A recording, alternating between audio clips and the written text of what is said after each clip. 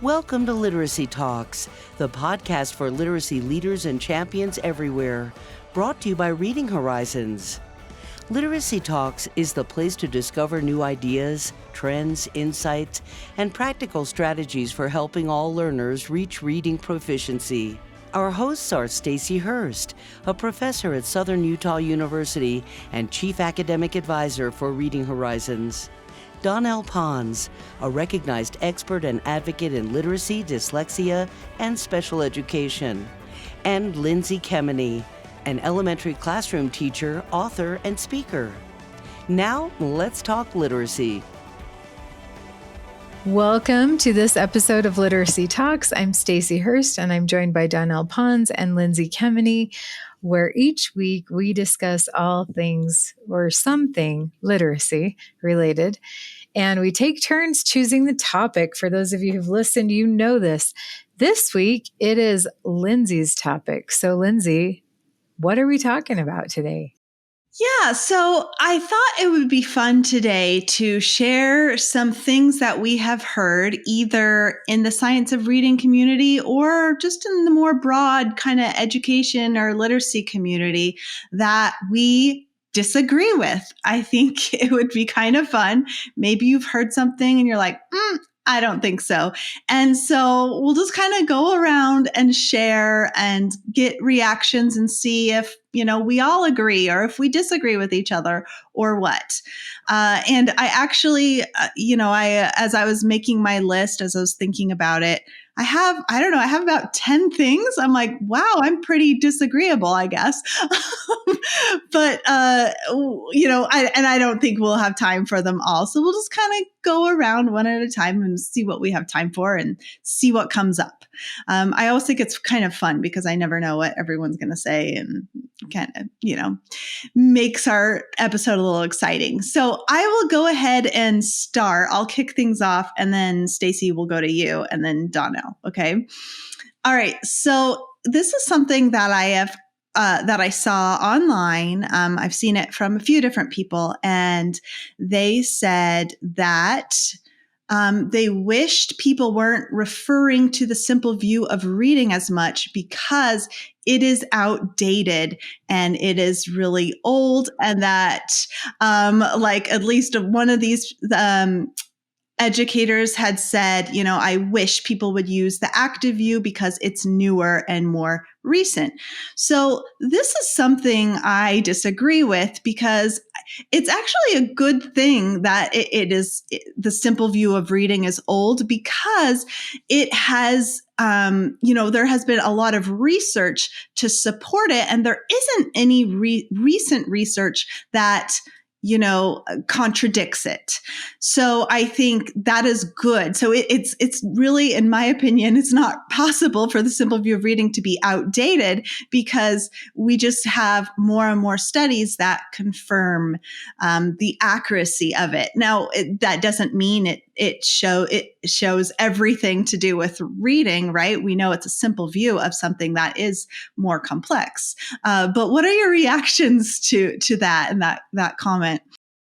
Well, I think you could probably tell, for those of you who are watching the video, both mine and Donnell's faces were like, what?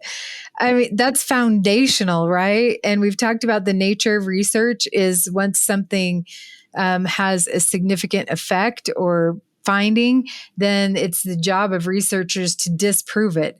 And that theory has not been able to be disproven. So to me, that is a more foundational tenet. Like, we need to be looking at it and referring to it. And Donnell, I know you've talked a lot about Steve Dykstra's bullseye. That would fall in the bullseye. That would fall right in the direct middle. Why would we discount it? Because it's old, right? Yeah, yeah, exactly. And that seemed to be the reasoning. Like, it's outdated. And I just thought, wait, excuse me? Like, has anything disproven it? No. So that's a good thing that it's so old, and we still have research that shows it's correct, right? I don't think I'm being very eloquent in how I say that. Donnell.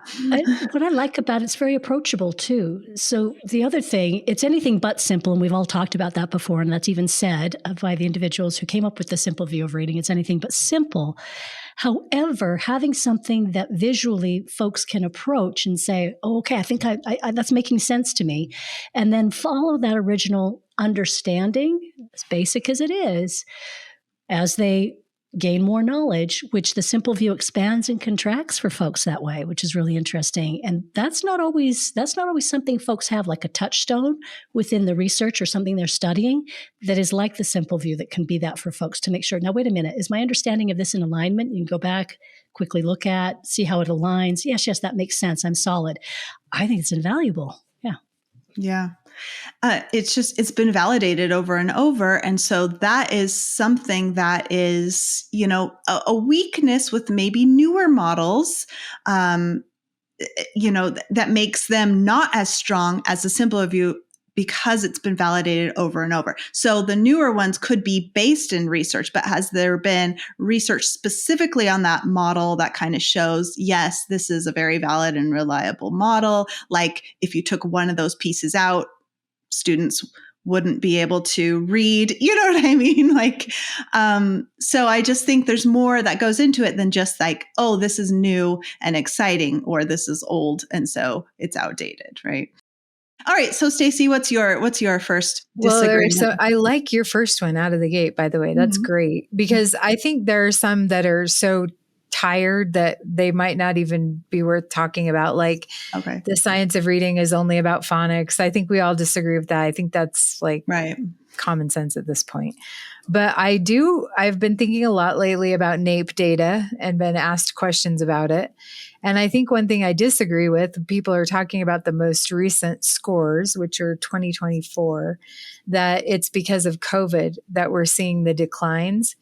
But in reality, the decline started before COVID. Yes, we haven't recovered from COVID, but I don't think that is the reason for the most recent scores solely, that we're on a downward decline.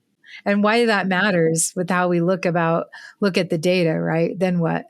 It's not just, we didn't play catch up. We just started teaching where we were. And I think that's telling too.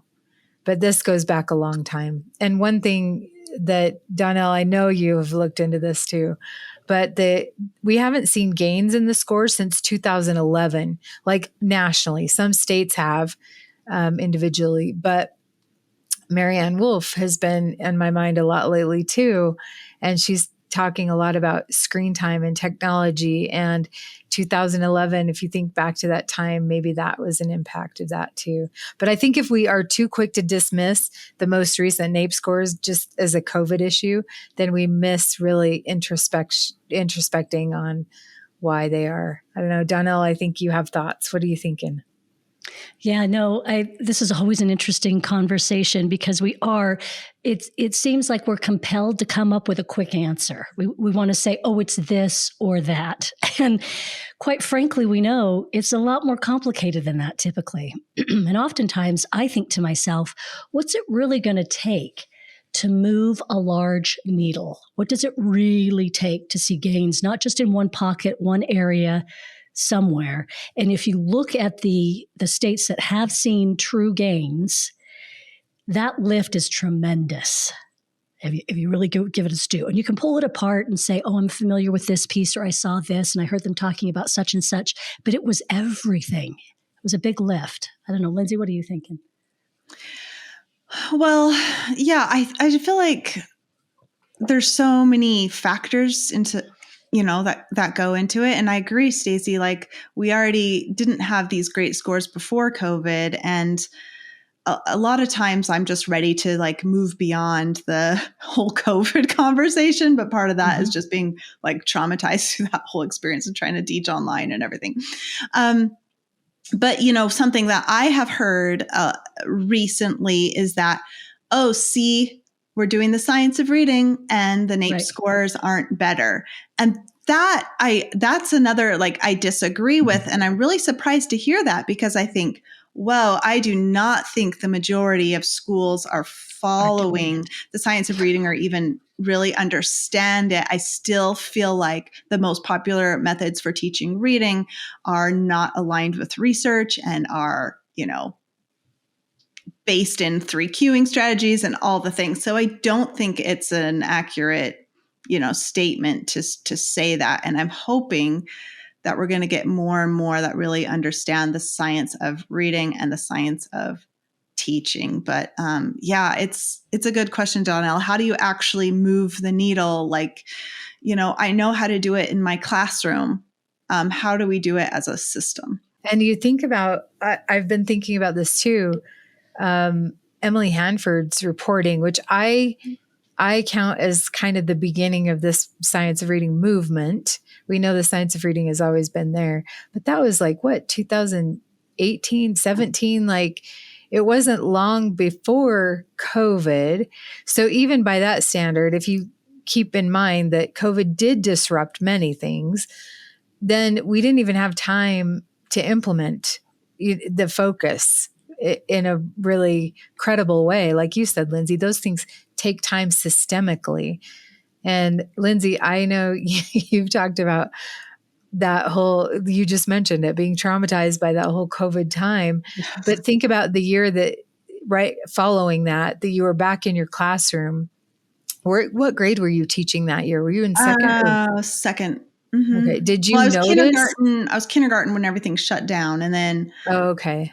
I think the next year I was second grade. Okay. And you had exposure to second grade before, right? Yeah. Mm-hmm. You taught earlier. So that first year back after COVID, did you notice your students had massive learning gaps?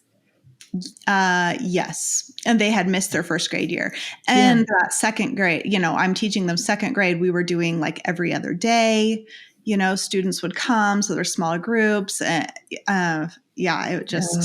was hard. Yeah. Attendance. Like you're right. It's multifaceted, Mm-hmm. but I think that as a nation, COVID is a thing. We need to address it, but keep in mind the longer trajectory has been downward. So really, and that change takes time. All right, Donnell, what's your disagreement? See, so I've got one that's been kicking around a while, and I thought maybe we were past this, but I'm going to bring it up because it still keeps coming back around, and I get it from a lot of different places. Folks asking, it can be parents of students who ask, it can be teachers who ask, and usually it's private, like they'll send me an email because it's not something they want to ask out loud, but it's still there. Folks are still very confused about what's the difference between an IEP and a 504. And I have to tell you, in this day and age, you have got to be kidding me that we are not communicating and conveying this more clearly, that it is a question people have. And they're not being funny. They're not trying to be difficult. They really don't know, which tells me, wow, the messaging and education around what's the difference between an IEP and a 504, what they provide, because they are vastly different and they provide very different things for a student. And yet people are very confused about what they are. Why is this still an issue? I don't know. What do you guys think? Donnell, when you say people, are you thinking teachers, educators? Or are you thinking just people, like general public, like parents and caregivers? Well, so here's the deal. I'm talking both. And these are parents who've been involved in meetings where they're called in and they still don't know. They're asking legitimately. I was called into an IEP meeting. I'm still not sure what that is. Really? Our communication is still at this point where that was not clear?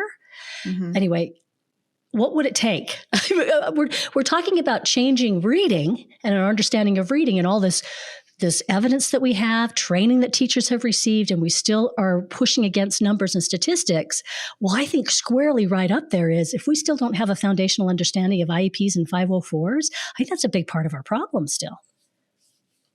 Which I think probably lends itself to maybe something I would disagree with as a general educator, that those things aren't your concern, right? I disagree with that. And parents and everybody needs to be aware of that. So I do see the issue there. It is systemic because I know we're prone to just focus on what's right in front of us, but we all need to know the difference. Yeah. And it makes me think, like, because if you go into special education, for sure that is covered. And I wonder, in general education, in pre-service teachers, is that covered very well about an IEP versus 504, you know? And how much communication is happening in a school amongst the various groups, because there should be plenty of communication, because the students are all of our students. And so clearly we're not communicating well enough if we think that, as you say, Stacy, that occurs maybe in another part of the school. I don't even need to be involved with it. No, that's not true. Every student is all our students. So we need to know, we should be clear. And that's really interesting to me. The other thing is they provide very vastly different things. And if people are unclear about what they're providing, then how well are we providing it is another question, right? Yeah. And like teacher knowledge being there so that they can provide ideas, or they notice when you have a student that may benefit from a 504, right? Or that you're like, oh, I think we need to add some things onto their IEP or whatever. I know for my own son, it was so helpful when the teachers really understood and could give us some ideas or some things, or like, oh, we need to change that. Or even me as a teacher, when I've seen an IEP and I've been like, oh my gosh, they like this accommodation. So not to like, so an IEP will have accommodations on it, right? And I'll be like, oh, this accommodation is not really needed for this student, but I think this one is. And just feeling, confident to be able to really like have your voice heard and input ideas there. And to know the difference between actually knowing what an accommodation is, right? Yeah. And how, as a teacher, you're responsible for. And how that's different than intervention. That's something that I'm like, and with my son, I'm always like, yeah, he needs accommodations. He also needs interventions. So I hope interventions are being provided as well. Right. Mm-hmm. And I think that goes, I was recently aware of a IEP meeting where the goal was around oral reading fluency, words correct per minute. But my thinking was, I feel like, a knowledgeable teacher would look at that particular student and say, his issue isn't rate, it's accuracy. So let's set a goal that is, really measurable in that area. And as a teacher, knowing how to address that, knowing the difference between, and that having everybody in that team aware of that too. Mm-hmm. Okay, and so lest somebody thinks, you're going to have this conversation again, I just want you to think about this. The new definition by the International Dyslexia Association of dyslexia. So if you haven't seen it, please go to the website, familiarize yourself with the new definition. But it does bring up the point that there will be students, because we talk a little bit, we get into discussing nuance of dyslexia a bit, and the definition kind of leads us into thinking about this a bit. It also talks about various areas that hadn't been mentioned before in a definition that could be impacting reading, so it gets us thinking in those ways.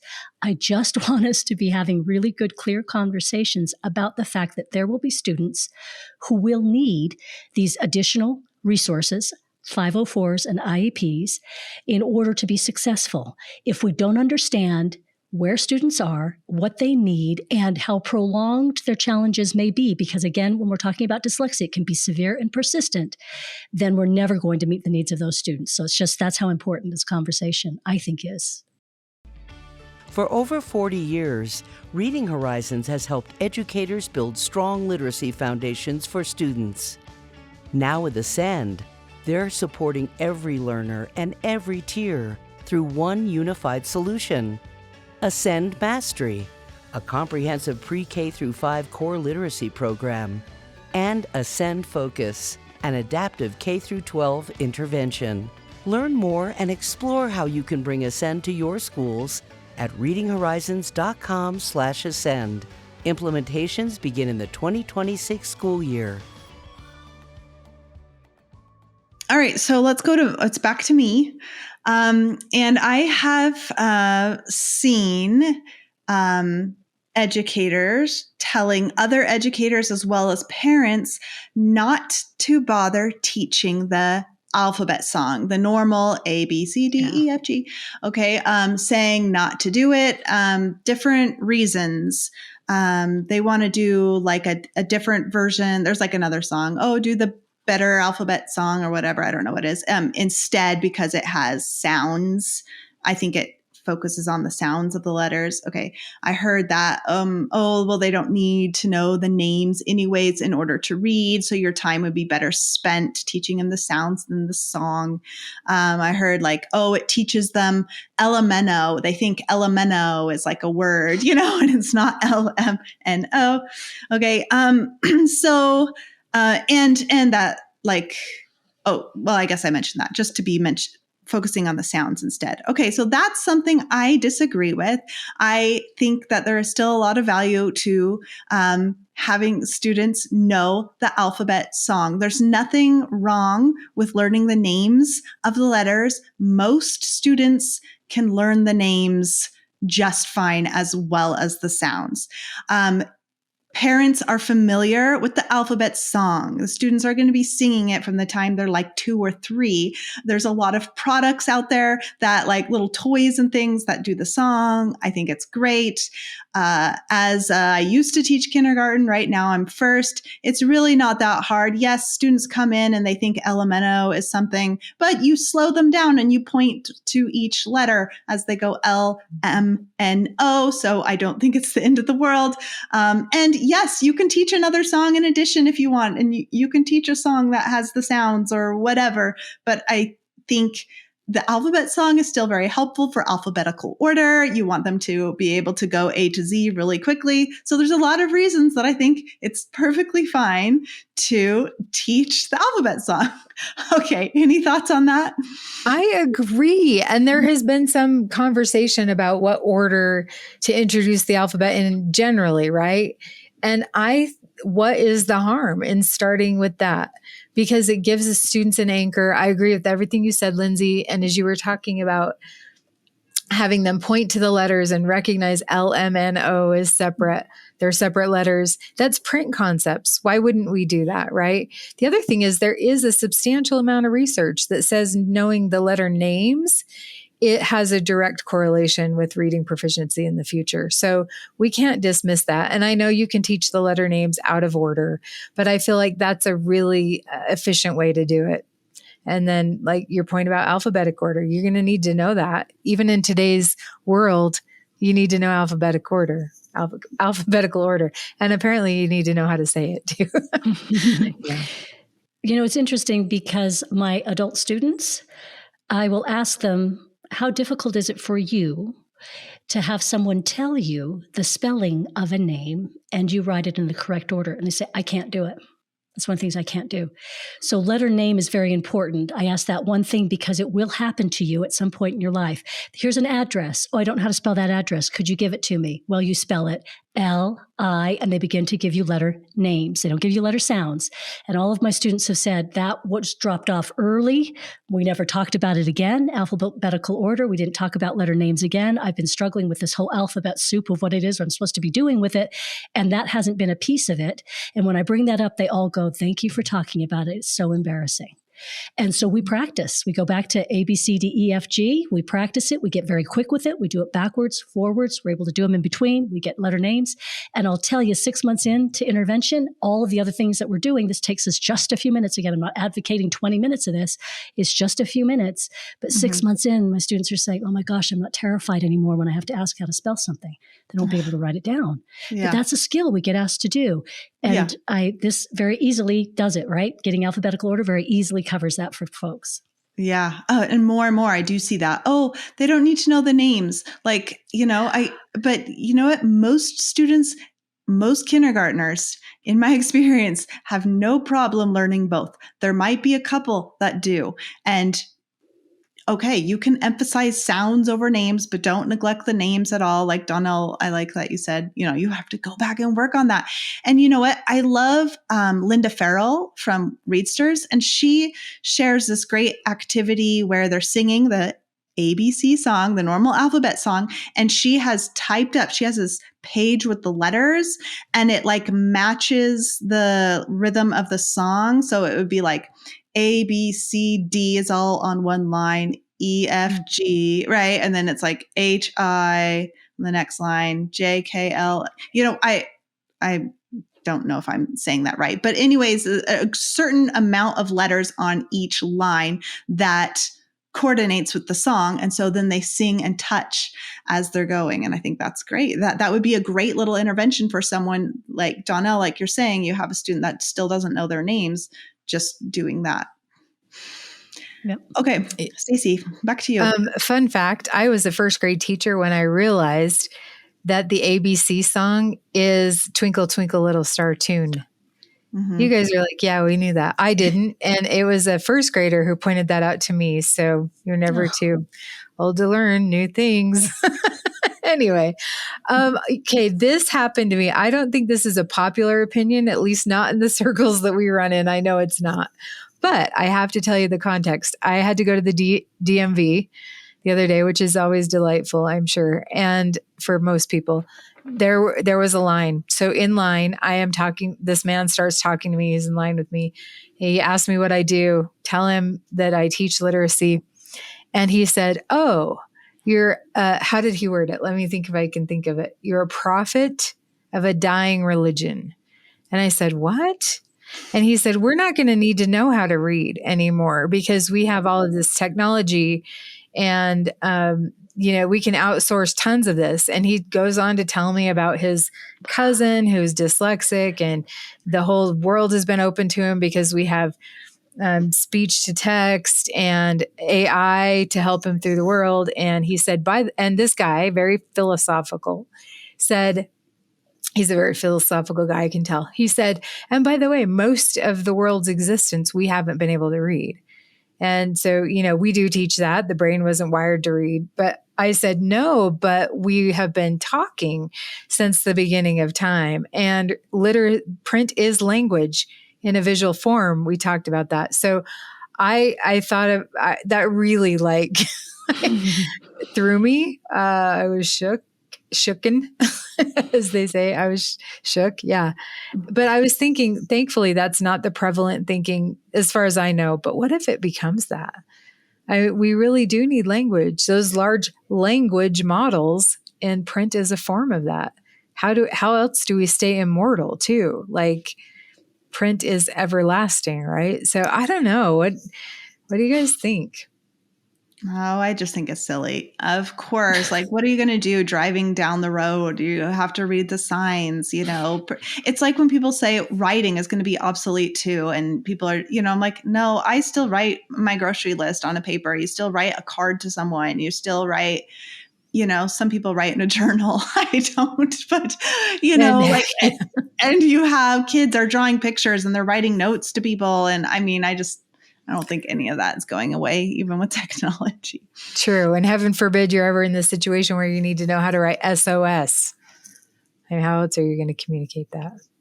Okay, this has really got me thinking about Stanislaus Dehaene and also Marianne Wolf, talking about the very real brain differences between a brain where they have reading and reading has occurred, and a brain where there is no reading. And there are differences, which is interesting. So it'd be interesting to see. And I've heard Marianne Wolf ask this question too on some podcasts recently, and she shudders, of course. But there is something very deeply personal that occurs between you and a page, particularly when you can read and it isn't vocalized outside. But those are those quiet moments that occur between the individual and the page, and we have benefited greatly from those.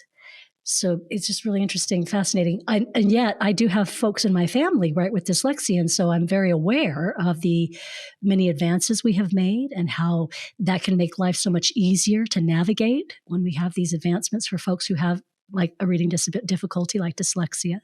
And those are important. I would never downplay that too. But it would be interesting to ask my son, who likes to, pontificate a bit about the written word as well as spoken language, and ask him what he thinks of that, because he's gained so much from a page, which is interesting. Yeah, you'll have to ask him and report back. Yeah. But yeah, it really had me thinking, and I had to manage my reaction because, as you can imagine, I was like, no, we're going to continue to need this. All right, Donnell, do you have another disagreement to share? Do I have a disagreement? Because Yeah. mine's just a statement of No. dissatisfaction. No, I didn't know how many you had. Well, I've got one more that I've just got to Okay. bring up because I still keep seeing it and it's driving me crazy. Why don't we just vow today to never use these words again in an educational setting? Wait and see. Never use it again. Vow to never do that again. Wait and see. No. No. Gather today what you can see and do something about it. There's no wait. I see it. I do something about it. That's what I want to change that to. See something, do something. See it, do something. That one drives me crazy. Never want to hear it. So from today on, everybody, we're making this commitment. We're never going to say that again in an educational setting. Wait and see does not exist. It's frustrating for me as a first grade teacher when I see a student that, that just really struggles, and I'm trying to do all the things. I'm providing interventions. We're making progress, but I feel like they still need more support going forward, especially in other years of schooling. And so I try to get testing done to see if they will qualify for an IEP. And what's frustrating to me is it seems like they usually don't, even though I know it, and it's kind of, there is this idea of let's wait and see. And I feel like, why do we wait till they're 2 to 3 years behind? Like, I'm telling you right now, it is taking so much work for them to learn each new letter, each new spelling. I can see down the line, I'm not like saying, I'm not saying there's like no hope for a child or something, but when there's so much work going into it, you just want to get all these supports set up right away, especially as a mother who wished, we had certain supports right away. And so it's just so frustrating when it seems like, I don't know if it's the system, but sometimes it's like you can't get them in. The testing doesn't show they're far enough behind, even though you as a teacher know, and even the parent knows, hey, it's taken this many years for them to learn their letters or whatever, So it's so that resonates with me, Donnell. I hate this wait and see. Lindsay, I almost wish there was a box you could check where it says severe and persistent. Yeah. Yes, this is severe and persistent. Can we make it something we can all understand? Because that's what you're just talking about. All that effort, that's severe and it's persistent. Okay, we're back to me. So maybe we have time for one more each. Donnell, we can always skip yours because as I said, I have like 10 of them, so I could just do the next one on my list. Okay. Okay, so this is something that you guys know because I've mentioned this to you when we heard it, and it kind of it just rubbed me the wrong way when I heard it. And we were at a conference together. I heard it a couple different times at this conference, and then again I heard it on a podcast after the conference, and I found out the idea of this comes from the author John Maxwell. So I don't want to so this is something, I guess, that comes from John Maxwell, the author, and I disagree with it. All right. And it's this idea of the leadership lid. And so the speakers who were talking about this were talking about what it takes to be a good leader. And they're basically saying there's this, no one is going to be better than you. This is how it came across. You're a leader and you can't, I get the sentiment. They're kind of trying to say, as a leader, you want to keep growing so that the people who, I guess, follow you, right? The people you're leading keep growing as well. But, and so they said, this is this leadership lid. And they would kind of do this with their hands and they're never going to rise above this. They're never going to rise above you. And I'm just like, ew, that just really rubs me the wrong way, because I think a good leader is helping that person achieve their potential and go higher than you as a leader, right?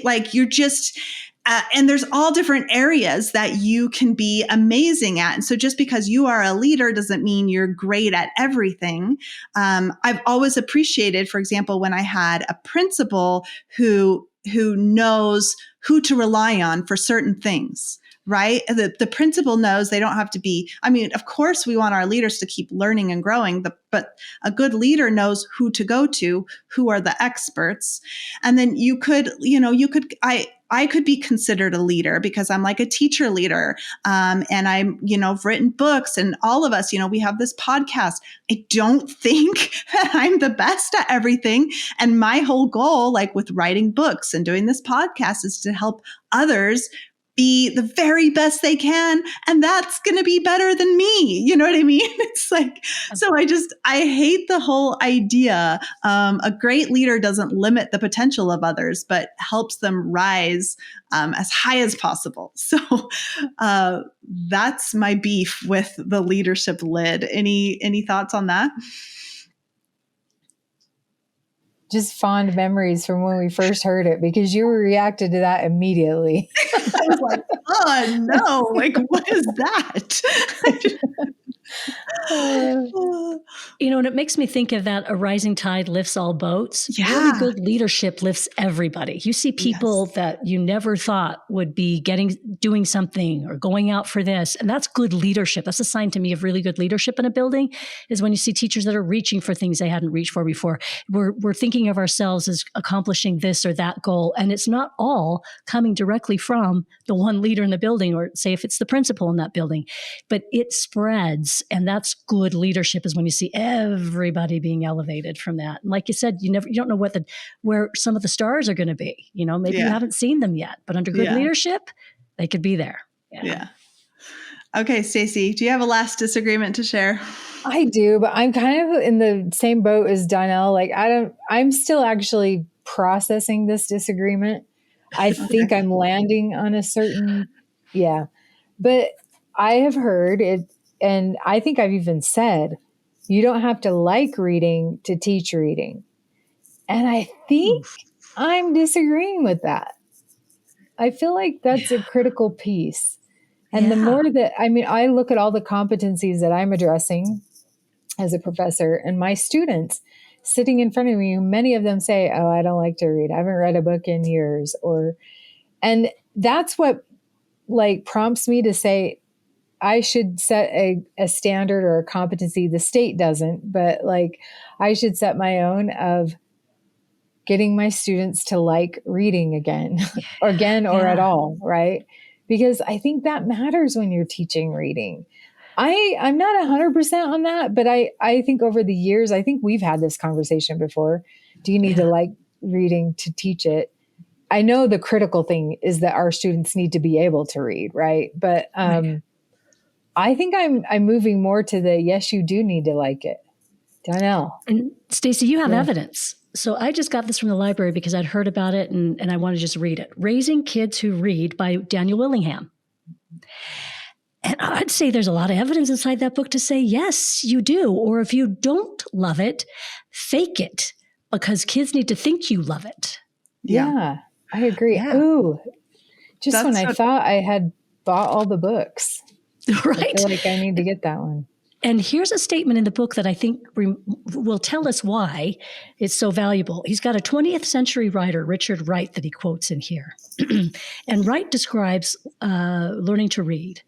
And he describes hearing somebody reading, and he was bewitched, is what he calls it. See, and Willingham says there's so much value to being bewitched by something. And here's his quote: "My sense of life deepened, and the feel of things was different somehow. The sensations the story aroused in me were never to leave me."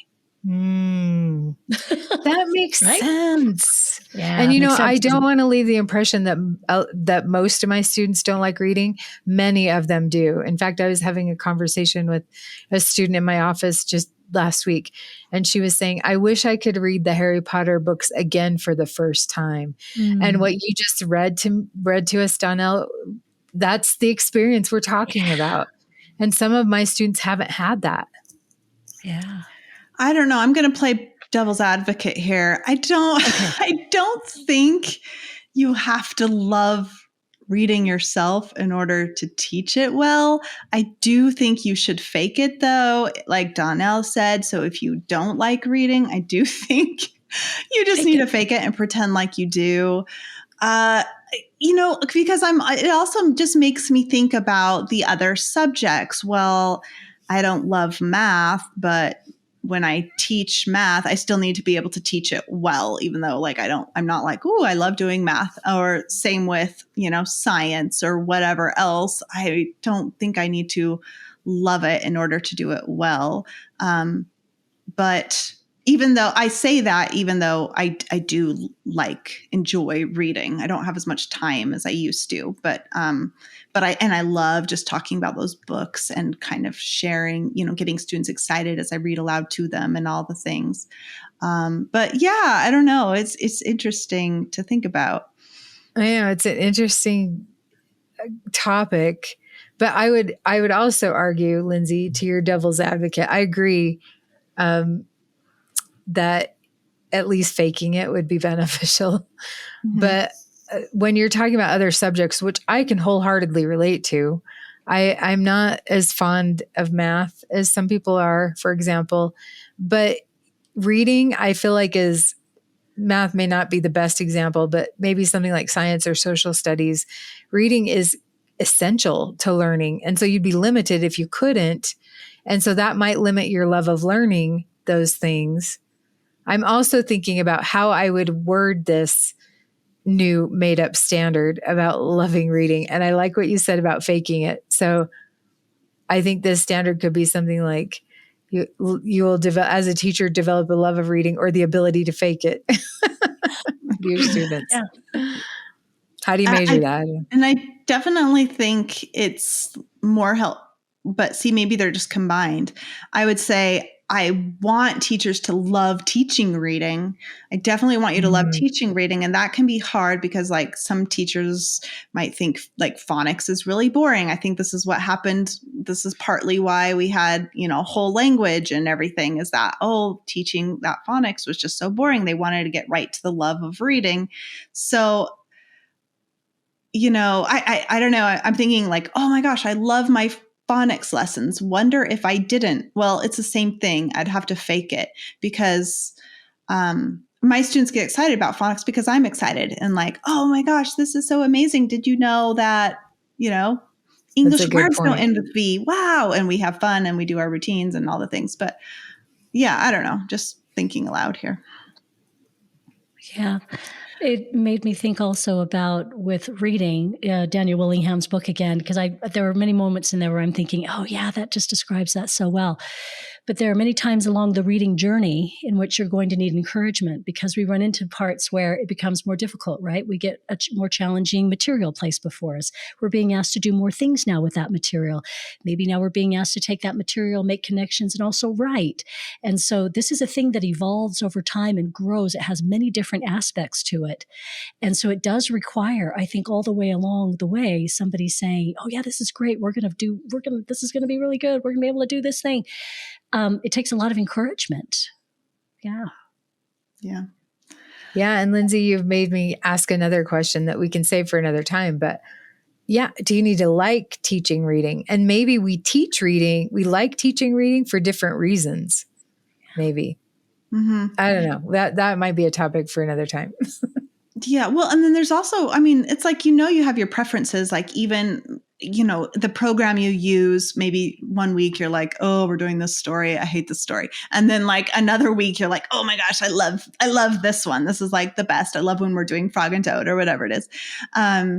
So, and so we're probably already a little bit practiced of faking it when we need, but maybe we need to try a little harder. For me, we have this new program. There's all these knowledge topics. And so there were some topics. I remember last year was our first year.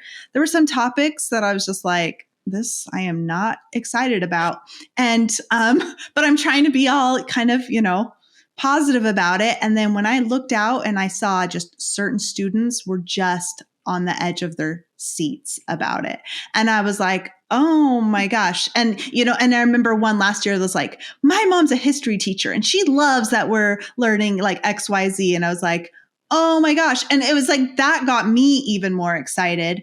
So it was a good little lesson for me because you never know what topics or things are going to really excite your students. And you want to, you want to help kind of ignite that and extend it if you can. So it was a good lesson for me to be more positive. Even if I don't like a certain topic or I'm not interested, it doesn't mean my students aren't, right?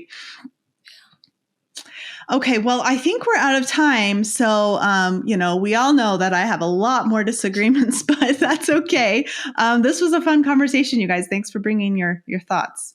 Yeah, thanks for the question. I actually maneuvered through my week thinking, what do I disagree with? What do I disagree with? And because you have almost a visceral reaction when you hear those things. So and I'm sure I've learned a lot about myself in thinking about it. So to those of you who are listening, we'd love to hear what you disagree with. And maybe you disagree with some things we've said. Yeah. That's okay too. But thank you, Lindsay, for that topic. That was fun. And thanks to all of you who are listening to our podcast today. And we hope you join us for our next episode of Literacy Talks. Thanks for joining us today. Literacy Talks comes to you from Reading Horizons, where literacy momentum begins. Visit readinghorizons.com/literacy talks to access episodes and resources to support your journey in the science of reading.